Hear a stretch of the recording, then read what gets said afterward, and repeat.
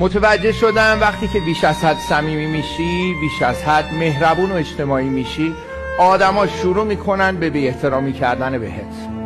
مهربونی تو با ضعف اشتباه میگیرن، شروع میکنن به دست کم گرفتنت و چون آدم خوبی هستی فکر میکنن تو ساده ای. ولی وقتی کاری میکنن که تحمل تموم بشه، جنبه کاملا متفاوتی رو ازت میگیرن، جنبه‌ای که آمادگی دیدنش رو اصلا نداشتن.